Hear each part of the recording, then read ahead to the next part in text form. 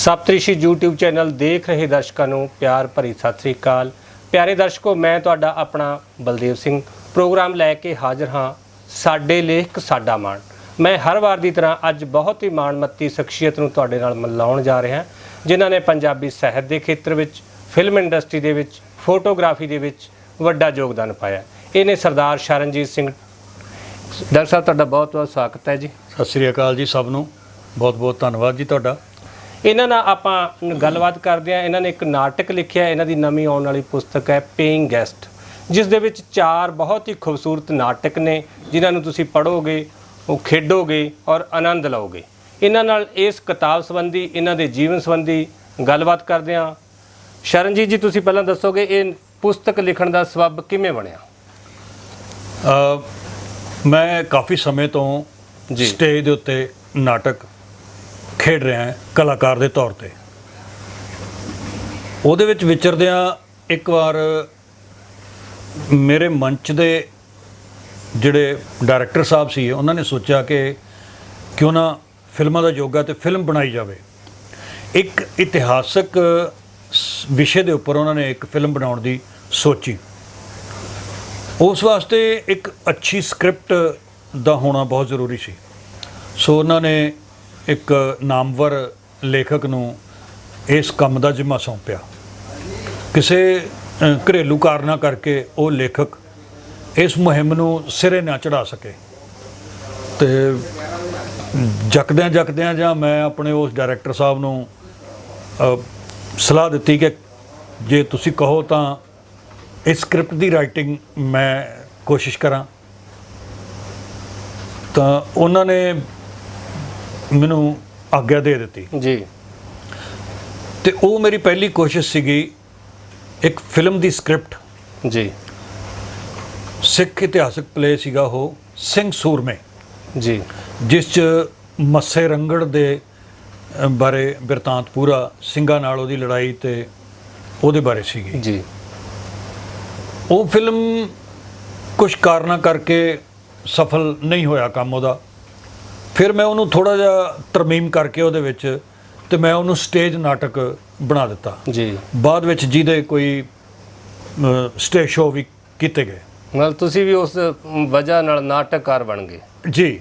ਉਹ ਮੇਰੀ ਰੂਪ ਬਿਰਖ ਬਣ ਗਿਆ ਕਿਤਾਬ ਦੇ ਰੂਪ ਜੀ ਚ। ਜੀ, ਮੈਂ ਬੇਸ਼ੱਕ ਸ਼ਾਰਟ ਸਟੋਰੀਜ਼ ਲਿਖਦਾ ਸੀਗਾ ਜੋ ਅਖਬਾਰਾਂ 'ਚ, ਪੱਤਰਕਾਵਾਂ ਦੇ ਵਿੱਚ ਛਪੀਆਂ ਵੀ, ਬਟ ਨਾਟਕ ਲਿਖਣ ਦਾ ਮੇਰਾ ਉਹ ਇੱਕ ਪਹਿਲਾ ਮੌਕਾ ਸੀ।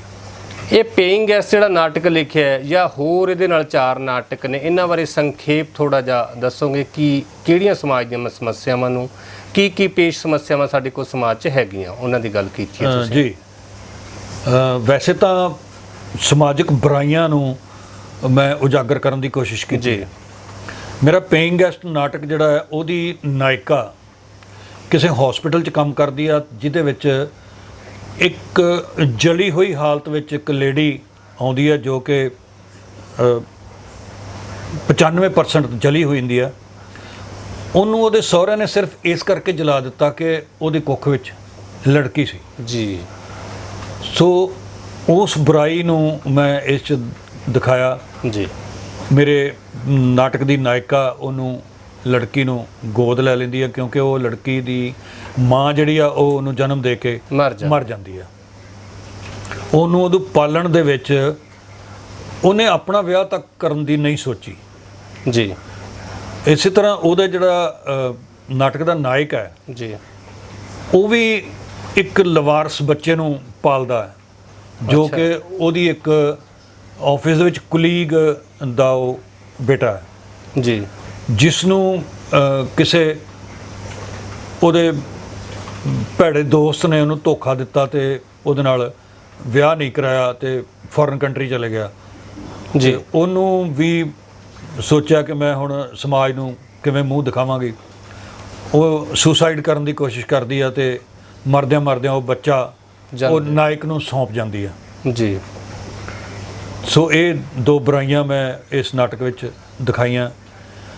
ਇਸੇ ਤਰ੍ਹਾਂ ਮੇਰਾ ਨਾਟਕ ਹੈ ਸ਼ਰੀਕ ਦੇ ਵਿੱਚ 3 ਕਿਸਾਨ ਭਰਾ ਹੁੰਦੇ ਆ ਜੋ ਬਹੁਤ ਘੱਟ ਜ਼ਮੀਨ ਦੇ ਮਾਲਕ ਹੈ। ਜੀ ਉਸ ਜ਼ਮੀਨ ਦੇ ਸਦਕਾ ਇੱਕ ਜਿਹੜਾ ਵੱਡਾ ਭਰਾ ਆ ਉਹਦਾ ਤਾਂ ਵਿਆਹ ਹੋ ਜਾਂਦਾ ਹੈ। ਜੀ ਦੂਜਾ ਭਰਾ ਇਸ ਕਰਕੇ ਵਿਆਹ ਨਹੀਂ ਵੱਡਾ ਭਰਾ ਹੋਣ ਦਿੰਦਾ ਕਿ ਕਿਤੇ ਇਹਦੀ ਆਈ ਹੋਈ ਜਿਹੜੀ ਵਹੁਟੀ ਹੈ, ਜੋ ਇਹਦੀ ਜਨਾਨੀ ਹੈ, ਉਹ ਆ ਕੇ ਜ਼ਮੀਨ ਵੰਡ ਲਵੇਗੀ ਤੇ ਸਾਡੀ ਜ਼ਮੀਨ ਖੋਰਾ ਲੱਗ ਜਾਏਗਾ।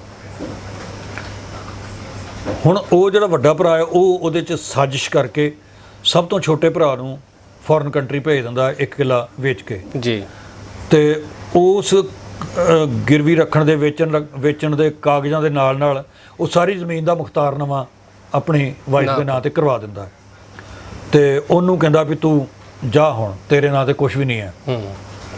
ਇਸ ਨਾਟਕ ਦੇ ਵਿੱਚ ਇੱਕ ਹੋਰ ਨੈਗੇਟਿਵ ਕਰੈਕਟਰ ਹੈ ਜੋ ਦੂਸਰੇ ਸੂਬਿਆਂ ਦੇ ਵਿੱਚੋਂ ਗਰੀਬ ਔਰਤਾਂ ਨੂੰ ਲਿਆ ਕੇ ਪੰਜਾਬ ਜਾਂ ਹਰਿਆਣਾ ਵਰਗੇ ਥੋੜ ਜ਼ਮੀਨੇ ਕਿਸਾਨ ਉਹਨਾਂ ਨੂੰ ਵੇਚਣ ਦਾ ਉਹ ਧੰਦਾ ਕਰਦਾ ਤੇ ਦੂਸਰੇ ਸਟੇਟਾਂ ਦੇ ਵਿੱਚੋਂ ਉਹ ਨਸ਼ਾ ਪੱਤਾ ਵੀ ਲਿਆ ਕੇ ਉਹ ਵੇਚਦਾ। ਸੋ ਉਹਨੂੰ ਮੈਂ ਉਜਾਗਰ ਕਰਨ ਦੀ ਕੋਸ਼ਿਸ਼ ਕੀਤੀ ਹੈ। ਜੀ ਮਾਲਵੇ ਦੇ ਵਿੱਚ ਸਮੱਸਿਆ ਅਜੇ ਵੀ ਹਾਂਜੀ ਹੈ। ਸੋ ਇਸ ਤੋਂ ਅਗਲਾ ਸਾਡਾ ਇੱਕ ਨਾਟਕ ਉਡੀਕ ਹੈ ਜਿਹੜਾ ਬਹੁਤ ਖੂਬਸੂਰਤ ਹੈ। ਉਡੀਕ ਨਾਟਕ ਦੇ ਵਿੱਚ ਮੈਂ ਇੱਕ ਦੱਸਿਆ ਕਿ ਜਿੱਥੇ ਮੋਬਾਈਲ ਫੋਨ ਦੇ ਜੀ ਅਸੀਂ ਬਹੁਤ ਸਾਰੇ ਫਾਇਦੇ ਲੈਂਦੇ ਆ ਜਾਂ ਉਹ ਬਹੁਤ ਸਾਨੂੰ ਯੂਜ਼ਫੁਲ ਹੈ, ਬਟ ਲੋਕਾਂ ਨੇ ਉਹਨੂੰ ਇੱਕ ਬੁਰਾਈ ਦਾ ਸਾਧਨ ਵੀ ਬਣਾ ਲਿਆ। ਉਸ 'ਚ ਮੇਰੇ ਨਾਟਕ ਦੀ ਨਾਇਕਾ ਇੱਕ ਆਪਣੇ ਦੋਸਤ ਨਾਲ ਕੋਈ ਰੋਮਾਂਸ ਦੇ ਟਾਈਮ ਤੇ ਉਹਦਾ ਦੋਸਤ ਬੁਰੀ ਭਾਵਨਾ ਨਾਲ ਉਹਦੀ ਉਹ ਕਲਿੱਪ ਬਣਾ ਲੈਂਦਾ, ਬਲੈਕਮੇਲਿੰਗ ਦੇ ਲਈ ਉਹ ਕਲਿੱਪ ਦਿਖਾ ਕੇ ਉਹਨੂੰ ਬਲੈਕਮੇਲ ਕਰਦਾ ਜੀ। ਤੇ ਉਹਦਾ ਜਿਹੜਾ ਇੱਕ ਸੱਚਾ ਦੋਸਤ ਹੁੰਦਾ ਨਾਇਕਾ ਦਾ, ਉਹ ਉਹਨੂੰ ਉਸ ਮੁਸ਼ਕਲ ਦੇ ਵਿੱਚੋਂ ਕੱਢਦਾ ਜੀ। ਇਸ ਨਾਟਕ ਦੇ ਵਿੱਚ ਮੈਂ ਇਹ ਦਰਸਾਇਆ। ਮੇਰਾ ਚੌਥਾ ਨਾਟਕ ਹੈ ਇਸ ਨਾਟਕ ਸੰਗ੍ਰਹਿ ਦੇ ਵਿੱਚ, ਉਹ ਹੈ ਟੋਪੀਬਾਜ਼। ਉਸ 'ਚ ਮੈਂ 4 ਦੋਸਤਾਂ ਨੂੰ ਲਿਆ, 4 ਦੋਸਤ ਜੋ ਕਿ ਪੜ੍ਹੇ ਲਿਖੇ ਹੈ ਜੀ ਪਰ ਉਹ ਬੇਰੁਜ਼ਗਾਰ ਨੇ ਜੀ, ਔਰ ਸਹਿਜ ਸੁਭਾਅ ਹੀ ਉਹਨਾਂ ਕੋਲੋਂ ਇੱਕ ਠੱਗੀ ਵੱਜ ਜਾਂਦੀ ਹੈ, ਟੋਪੀ ਪੈ ਜਾਂਦੀ ਹੈ। ਹਾਂ ਓਕੇ। ਤੇ ਉਹ ਸੋਚਦੇ ਆ ਵੀ ਯਾਰ ਆਹ ਤਾਂ ਕੰਮ ਹੀ ਸੌਖਾ। ਅੱਛਾ। ਫਿਰ ਉਹ ਇਸੇ ਤਰ੍ਹਾਂ ਇੱਕ ਸ਼ਹਿਰ ਦੇ ਵਿੱਚੋਂ ਉਹ ਟੋਪੀਬਾਜ਼ੀ ਕਰਦੇ ਆ, ਸ਼ਹਿਰ ਛੱਡ ਕੇ ਦੂਸਰੇ ਸ਼ਹਿਰ ਚਲੇ ਜਾਂਦੇ ਆ। ਉੱਥੋਂ ਫਿਰ ਉਹ ਕੋਈ ਨਾ ਕੋਈ ਟੋਪੀਬਾਜ਼ੀ ਕਰਦੇ ਆ ਤੇ ਫਿਰ ਸ਼ਹਿਰ ਛੱਡ ਜਾਂਦੇ ਆ। ਅੰਤੋਂ 100 ਦਿਨ ਚੋਰ ਦਾ ਤੇ 1 ਦਿਨ ਸਾਧ ਦਾ ਉਹ ਪੁਲਿਸ ਦੇ ਕਾਬੂ ਆ ਜਾਂਦੇ ਆ।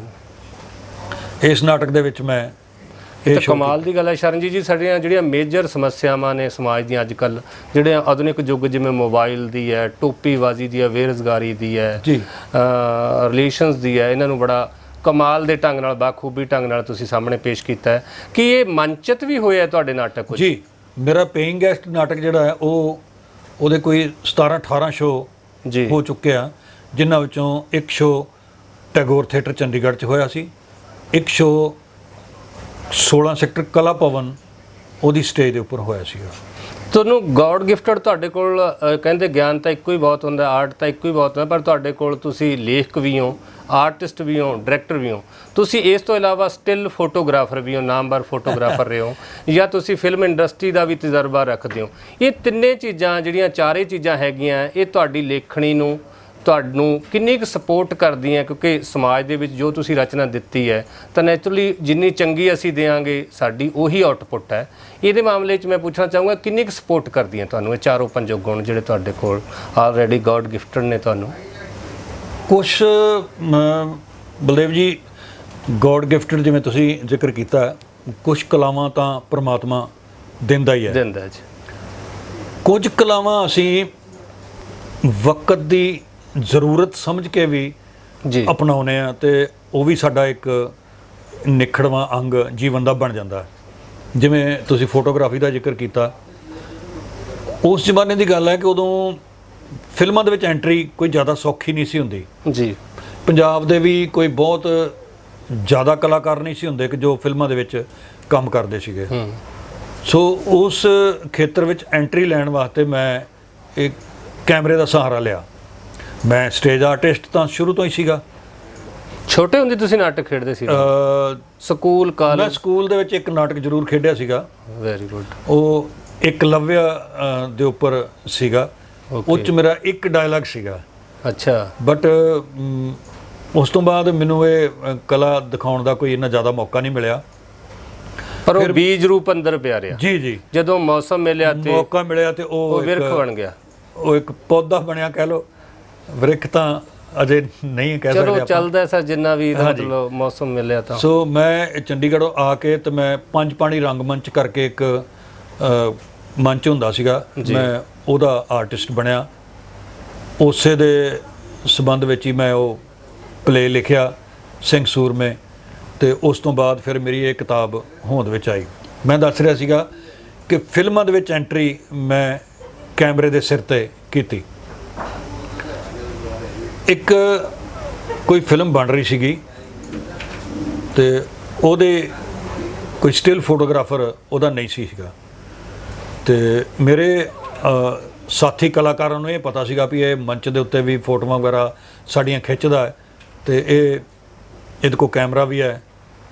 ਤਾਂ ਮੇਰੇ ਇੱਕ ਦੋਸਤ ਨੇ ਮੈਨੂੰ ਰਿਕਮੈਂਡ ਕੀਤਾ ਉੱਥੇ ਵੀ ਉਸ ਫਿਲਮ ਦੀ ਫੋਟੋਗ੍ਰਾਫੀ ਕਰਨੀ ਹੈ, ਤੇ ਉਹ ਮੈਂ ਫੋਟੋਗ੍ਰਾਫੀ ਕੀਤੀ ਜੋ ਕਿ ਕੁਦਰਤੀ ਬਹੁਤ ਹੀ ਅੱਛੀ ਹੋਈ। ਉਸ ਵੇਲੇ ਦੇ ਬਹੁਤ ਹੀ ਨਾਮਵਰ ਕਲਾਕਾਰ ਜੀ ਯੋਗਰਾਜ ਸਿੰਘ ਜੀ, ਉਹਨਾਂ ਨਾਲ ਮੈਂ ਕਰੀਬ 9 ਫਿਲਮਾਂ ਦੀ ਸਟਿਲ ਫੋਟੋਗ੍ਰਾਫੀ ਕੀਤੀ। ਜੀ ਜੀ ਜੀ। ਉਹਨਾਂ ਨੇ ਮੇਰੇ ਵਾਸਤੇ ਇੱਕ ਬੜਾ ਕੰਪਲੀਮੈਂਟ ਮੈਨੂੰ ਦਿੱਤਾ ਸੀਗਾ ਕਿ ਸ਼ਰਨਜੀਤ ਸਿੰਘ, ਲੋਕ ਮੇਰੇ ਫੈਨ ਹੈ, ਅੱਛਾ, ਮੈਂ ਤੇਰੀ ਫੋਟੋਗ੍ਰਾਫੀ ਦਾ ਫੈਨ ਹਾਂ। Very good. ਜੋ ਮੇਰੇ ਵਾਸਤੇ ਇੱਕ ਬੜੀ ਮਾਣ ਵਾਲੀ ਗੱਲ ਸੀ। ਤੇ ਉਸ ਦੌਰਾਨ ਫਿਰ ਮੈਂ ਜਿਸ ਵੀ ਫਿਲਮ ਦੀ ਫੋਟੋਗ੍ਰਾਫੀ ਕਰਦਾ ਉਹਦੇ ਮੈਂ ਡਾਇਰੈਕਟਰ ਨੂੰ ਦੱਸਦਾ ਕਿ ਮੈਂ ਸਟੇਜ ਕਲਾਕਾਰ ਵੀ ਹਾਂ ਜੀ। ਉਹ ਮੈਨੂੰ ਕੋਈ ਨਾ ਕੋਈ ਛੋਟੀ ਮੋਟੀ ਐਂਟਰੀ ਦੇ ਦਿੰਦਾ। ਇਸ ਤਰ੍ਹਾਂ ਮੇਰਾ ਫਿਲਮਾਂ ਦੇ ਵਿੱਚ ਐਜ਼ ਕਲਾਕਾਰ ਵੀ ਮੇਰੀ ਐਂਟਰੀ। ਤੁਸੀਂ ਕਿੰਨੀਆਂ ਕੁ ਫਿਲਮਾਂ 'ਚ ਕੰਮ ਕੀਤਾ ਜੀ? ਕੋਈ ਲੇਟੈਸਟ ਕੀਤਾ ਹੋਵੇ ਜਿਹਦੇ ਬਾਰੇ ਪਾਠਕਾਂ ਨੂੰ, ਦਰਸ਼ਕਾਂ ਨੂੰ ਦੱਸ ਸਕੋ। ਮੈਂ ਕਾਫੀ ਫਿਲਮਾਂ 'ਚ ਕੰਮ ਕਰ ਚੁੱਕਿਆ। ਮੇਰੀ ਆਖਰੀ ਲੇਟੈਸਟ ਫਿਲਮ ਸੀਗੀ ਕਰੋਨਾ ਤੋਂ ਪਹਿਲਾਂ। ਹਾਂਜੀ, ਉਹ ਸੀਗੀ ਗੋਲਕ ਬੁਗਨੀ ਬੈਂਕ ਤੇ ਬਟੂਆ। ਵਾਹ ਕਮਾਲ। ਉਸ 'ਚ ਮੈਂ ਇੱਕ ਸਰਪੰਚ ਦਾ ਕਰੈਕਟਰ ਕੀਤਾ। ਅੱਛਾ, ਜਿਹੜਾ ਉਹ ਮੇਨ ਕਲਾਕਾਰ ਨੂੰ ਪਿੰਡੋਂ ਬਾਹਰ ਕੱਢ ਦਿੰਦਾ? ਪਿੰਡੋਂ ਨਹੀਂ, ਉਹਨੂੰ ਕਹਿੰਦਾ ਵੀ ਤੂੰ 1000 ਰੁਪਇਆ ਕਮਾ ਲਿਆਵੇਂਗਾ ਅੱਛਾ। ਤੇ ਪੰਚਾਇਤ ਤੇਰੇ ਨਾਲ ਖੜੀ ਆ, ਤੇਰੀ ਮਰਜ਼ੀ ਦਾ ਵਿਆਹ ਵੀ ਕਰਾ ਦਾਂਗੇ ਤੇ ਤੈਨੂੰ ਅਸੀਂ ਪੰਚਾਇਤੀ ਜ਼ਮੀਨ ਵਿੱਚੋਂ 2 ਮਰਲੇ ਜਗ੍ਹਾ ਵੀ ਦੇ ਦਾਂਗੇ ਘਰ ਪਾਉਣ ਵਾਸਤੇ। ਫੈਸਲਾ ਪਰ ਘਰ ਦੇ ਉੱਪਰ ਜਿਹੜਾ ਤੂੰ ਮਕਾਨ ਪਾਉਣਾ, ਕੋਠਾ ਪਾਉਣਾ, ਉਹਦੇ ਵਾਸਤੇ ਪੈਸੇ ਤੈਨੂੰ ਕਮਾ ਕੇ ਲਿਆਉਣੇ ਪੈਣਗੇ। ਫੈਸਲਾ ਤਾਂ ਤੁਹਾਡਾ ਬੜਾ ਜਾਇਜ਼ ਸੀਗਾ ਇਹਦਾ ਮਤਲਬ। ਬਾਜੀ ਉਹ ਅੱਛਾ, ਉਹ ਕਿਤੇ ਨਾ ਕਿਤੇ ਨੋਟਬੰਦੀ ਨਾਲ ਫਿਲਮ ਕੋਰਿਲੇਟ ਹੁੰਦੀ ਸੀ। ਜੀ ਜੀ ਜੀ। ਚਲੋ। ਤੇ ਉਸ ਤੋਂ ਬਾਅਦ ਉਹਨਾਂ ਹੀ ਕਲਾਕਾਰਾਂ ਦੇ ਨਾਲ ਮੈਂ ਇੱਕ ਫਿਲਮ ਕੀਤੀ ਸੌਂਕਣ ਸੌਂਕਣੇ। ਅੱਛਾ। ਉਸ 'ਚ ਵੀ ਮੈਂ ਇੱਕ ਪੰਚਾਇਤ ਮੈਂਬਰ ਦਾ ਕਰੈਕਟਰ ਕੀਤਾ ਜੀ। ਉਸ ਤੋਂ ਬਾਅਦ ਇੱਕ ਨਵਾਂ ਚੈਨਲ ਸ਼ੁਰੂ ਹੋਇਆ ਮਹਾ ਪੰਜਾਬੀ। ਉਸ 'ਚ ਇੱਕ ਸੀਰੀਅਲ ਉਹਦੀ ਸ਼ੂਟਿੰਗ ਮੈਂ ਕੀਤੀ। ਉਹ 'ਚ ਮੈਂ ਘਰ ਦਾ ਮੁਖੀਆ ਹੁੰਨਾ। ਮੇਰੇ 2 ਬੇਟੇ ਹੈ, 2 ਬਹੂਆਂ, 2 ਪੋਤੇ ਹੈ, 2 ਪੋਤੀਆਂ। ਤੇ ਉਹ ਇੱਕ ਬੜੀ ਅੱਛੀ ਸਟੋਰੀ। ਉਹਦੇ 15 ਕੁ ਐਪੀਸੋਡ ਕਰੋਨਾ ਕਾਲ ਤੋਂ ਪਹਿਲਾਂ ਸ਼ੂਟ ਹੋ ਚੁੱਕੇ ਨੇ ਤੇ ਉਹ ਜਲਦੀ ਹੀ ਮਹਾ ਪੰਜਾਬੀ ਸਕਰੀਨ ਦੀ ਸ਼ੋਭਾ ਬਣ ਗਏ। ਤੁਸੀਂ ਹੁਣ ਕੋਈ ਨਵਾਂ ਪ੍ਰੋਜੈਕਟ ਦੇਖੋ, ਜਿਹੜਾ ਆਰਟਿਸਟ ਬੰਦਾ ਹੁੰਦਾ ਹੈ, ਉਹ ਭਾਵੇਂ ਲਾਕਡਾਊਨ ਚੱਲ ਰਿਹਾ ਹੈ, ਇਸ ਦੌਰਾਨ ਉਹ ਰੁਕਦਾ ਨਹੀਂ ਹੈਗਾ, ਉਹ ਆਪਣੀ ਸਿਰਜਣ ਪ੍ਰਕਿਰਿਆ ਨੂੰ ਸਮਾਂ ਤਰਾਸ਼ਦਾ ਰਹਿੰਦਾ ਹੈ। ਹੁਣ ਤੁਸੀਂ ਆਉਣ ਵਾਲਾ ਪ੍ਰੋਜੈਕਟ ਕੋਈ ਇਸ ਤੋਂ ਵੀ ਖੂਬਸੂਰਤ ਕੀ ਲੈ ਕੇ ਆਉਣ ਦੀ ਸੰਭਾਵਨਾ ਹੈਗੀ? ਮੈਂ ਇੱਕ ਵਿਸ਼ਾ ਸੋਚਿਆ ਸੀਗਾ ਜੀ, ਜਿਵੇਂ ਭੱਠਾ ਮਜ਼ਦੂਰ, ਉਹਨਾਂ ਨਾਲ ਬੜਾ ਸ਼ੋਸ਼ਣ ਹੁੰਦਾ। ਹਾਂ ਬਿਲਕੁਲ। ਮੈਂ ਉਸ ਵਿਸ਼ੇ ਦੇ ਉੱਤੇ ਨਾਟਕ ਲਿਖਣ ਦਾ ਮੈਂ ਅੱਜ ਕੱਲ੍ਹ ਸੋਚ ਰਿਹਾ। ਜੀ ਜੀ ਜੀ। ਮੈਂ ਤੁਹਾਨੂੰ ਇਹ ਵੀ ਦੱਸ ਦਵਾਂ ਕਿ ਜਦੋਂ ਮੈਂ ਸਟਿਲ ਫੋਟੋਗ੍ਰਾਫੀ ਕਰਦਾ ਹੁੰਦਾ ਸੀਗਾ ਜੀ, ਤੇ ਜਸਪਾਲ ਪੱਟੀ ਸਾਹਿਬ ਦੀ ਇੱਕ ਫਿਲਮ ਸੀਗੀ ਮਾਹੌਲ ਠੀਕ ਹੈ। ਹਾਂ, ਬਹੁਤ ਖੂਬਸੂਰਤ ਫਿਲਮ ਸੀ, ਕਮੇਡੀ ਫਿਲਮ ਜੀ। ਉਹਦੀ ਫੋਟੋਗ੍ਰਾਫੀ, ਸਟਿਲ ਫੋਟੋਗ੍ਰਾਫੀ ਮੈਂ ਕੀਤੀ ਜੀ। ਇਹ ਸਟਿਲ ਫੋਟੋਗ੍ਰਾਫੀ ਉਹਨਾਂ ਦਿਨਾਂ ਦੇ ਵਿੱਚ ਪ੍ਰਿੰਟ ਮੀਡੀਆ ਦੇ ਵਿੱਚ ਐਡਵਰਟਾਈਜ਼ਮੈਂਟ ਫਿਲਮ ਦੀ ਜੋ ਆਪਾਂ ਮਸ਼ਹੂਰੀ ਕਰਦੇ ਹਾਂ ਉਹਦੇ, ਜਾਂ ਜਿਹੜੇ ਆਪਣੇ ਪੋਸਟਰ ਬਣਦੇ ਸੀ, ਵੱਡੇ ਵੱਡੇ ਪੋਸਟਰ ਕੰਧਾਂ ਤੇ ਲੱਗਣ ਵਾਲੇ, ਉਹ ਵੀ ਇਹ ਸਟਿਲ ਫੋਟੋਗ੍ਰਾਫੀ ਤੋਂ ਹੀ ਬਣਦੇ ਸੀ। ਫਿਰ ਇਹ ਫੋਟੋਗ੍ਰਾਫੀ ਇਸ ਕਰਕੇ ਕਰਾਈ ਜਾਂਦੀ ਸੀਗੀ ਕਿ ਫਿਲਮ ਦੇ ਕਿਸ ਸੀਨ ਵਿੱਚ ਕਿਸ ਆਰਟਿਸਟ ਨੇ ਕਿਸ ਤਰ੍ਹਾਂ ਦੇ ਕੱਪੜੇ ਪਾਏ ਹੈ ਜੀ ਉਹਨੂੰ ਡਰੈਸ ਕੰਟੀਨਿਊਟੀ ਜਾਂ ਸੈੱਟ ਕੰਟੀਨਿਊਟੀ ਕਹਿੰਦੇ ਸੀਗੇ। ਜੀ ਜੀ ਜੀ ਸੋ ਉਹ ਕਰਦਿਆਂ ਮੇਰਾ ਮਨ, ਮੈਂ ਸੋਚਦਾ ਸੀਗਾ ਕਿ ਮੈਂ ਵੀ ਕਿਤਾਬ ਛਪਾਵਾਂ ਤਾਂ ਕਿ ਇੱਕ ਰਾਈਟਰ ਦੇ ਤੌਰ ਤੇ ਵੀ ਮੈਂ ਆਪਣੇ ਆਪ ਨੂੰ ਇੱਕ ਤਸੱਲੀ ਦੇ ਸਕਾਂ। ਸੋ ਇਹ ਮੇਰਾ ਪਹਿਲਾ ਉਪਰਾਲਾ ਸੀਗਾ ਤੇ ਮੈਂ ਤੁਹਾਡਾ ਬਹੁਤ ਧੰਨਵਾਦ ਕਰਦਾ ਕਿ ਤੁਸੀਂ ਇਸ ਮੇਰੇ ਉਪਰਾਲੇ ਨੂੰ ਕਿਤਾਬ ਦੀ ਸ਼ਕਲ ਦੇ ਕੇ ਦਰਸ਼ਕਾਂ ਦੇ ਰੂਬਰੂ ਕਰ ਰਹੇ ਹੋ। ਮੈਂ ਬਹੁਤ ਬਹੁਤ ਧੰਨਵਾਦ ਬਹੁਤ ਧੰਨਵਾਦ ਸ਼ਰਨਜੀਤ ਜੀ, ਬਹੁਤ ਤੁਹਾਡਾ।